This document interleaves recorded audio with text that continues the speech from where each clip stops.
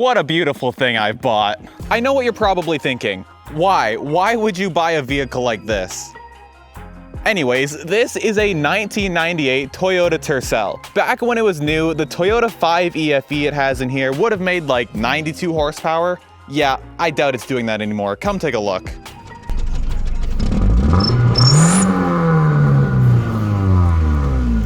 It makes a little bit of smoke.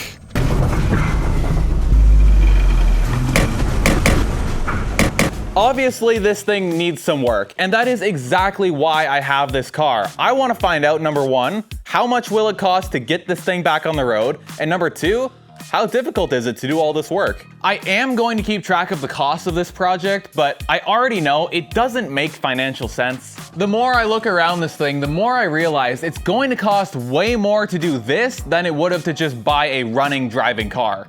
But that's kind of the point. I'm here for the experience. So far, I've got $350 into buying this car and about another $80 into the tax and registration transfer. And yes, I did drive this car home from where I bought it from in the state that it was currently in. Which notably, this is a manual transmission vehicle, which I had never driven before. I just kind of showed up and hoped for the best. Of course, with the starter motor not working, I was turning the key while the seller was trying to hit the starter with something to get it going, which did work, but then I didn't take the parking brake off and immediately stalled it in the guy's driveway. That definitely wasn't ideal, but then I did manage to bump start it in his driveway, and I made it home, so I guess it worked out. Although that test drive was interesting. If I stall this car, I have no way of restarting it because the starter does not work.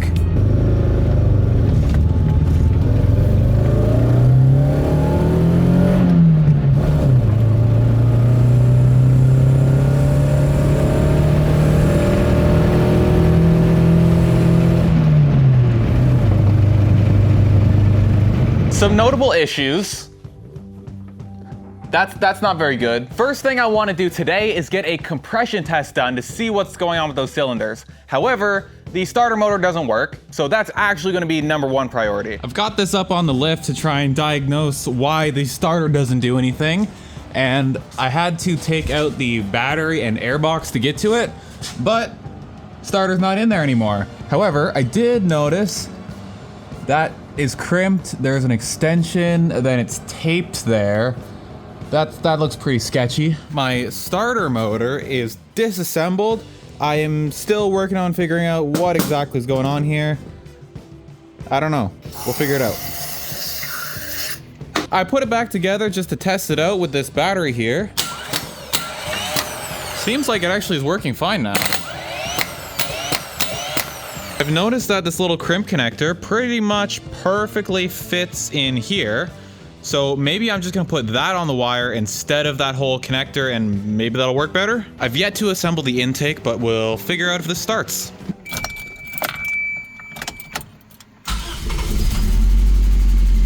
Nice. With the starter now working, the car was ready for its compression test. I took the hood off so the light up there was shining in the engine bay. Would you believe me if I said that I power washed all of this?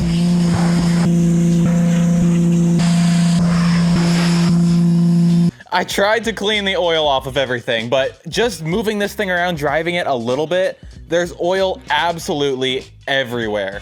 The idea with doing the compression test is I'll get a little bit of an idea what's going on with the cylinders in here, but just taking those spark plugs out, yeah, you can tell something's up. Those things were real crunchy. Now, cylinder 1 was actually decent. It read 150 PSI.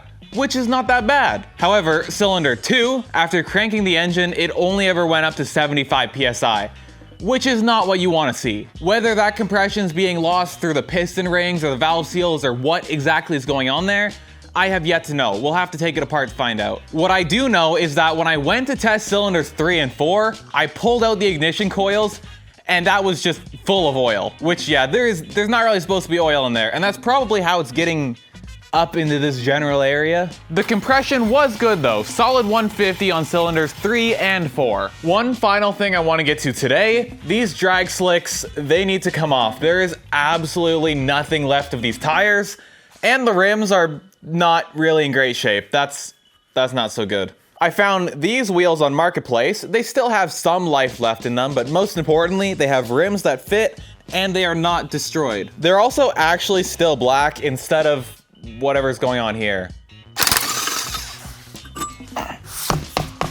The new wheels are also slightly bigger. These were 13s, the ones that are going on are 14. It's a little hard to see in there, but I think these brakes are pretty well worn through, so that's gonna be another thing to do. Check out the state of these drum brakes. Those are crunchy. Tire installation is done. I'm probably going to end up taking all of these off before I even drive this car because, yeah, the brakes and everything, yep. I just want to see what they look like though. This is good. Just having the not destroyed tires on here, this thing looks a lot less sketchy. Day one progress, I have wheels on the car. It now starts on its own with the key, which is super useful. The next step in this project is pretty much just tearing this engine out, getting it open, and seeing if it is savable. That'll have to happen another day, but for now, I want to show you some of the crazy advanced features that you would have got on your brand new Toyota Tercel back in 1998. This was at some point a brand new car someone bought for new car pricing. Can you imagine getting in a brand new car and experiencing this feature set? Absolutely no electronic locking. These are all manual. You have to do each door individually via the little stubs inside or the mechanical locks. The windows roll up and down with a hand crank. There is absolutely no air conditioning, just heating. The cabin lighting consists of this one very dim bulb in the middle of the car. There is nothing up here at all. And then manual transmission car, right? You might want to know what the engine's doing. With no tachometer. The entire gauge cluster consists of fuel level, speed, and engine temperature. Nothing else is displayed here. My specific cars also got some great features, like the very questionably painted black stripe down the middle, which it clearly had a spoiler mounted to it, which is cool, I guess. And yeah, the badges are all missing. And while we're back here, check out this speaker installation. This is great. Who did this? Who was responsible for this? That's great. They also robbed me of my license plate bulbs for some reason. I'm also noticing there was stickers on here and my passenger door handle. You don't need that. See, it still opens, it's fine. The previous owner was kind enough to leave me a new door handle in the glove box and almost a complete Toyota badge. I'll be sure to put that back. And with that, come back next week for the engine removal. That should be interesting, so get subscribed for it, and I'll see you then. Thanks for watching. Subscribe, yeah.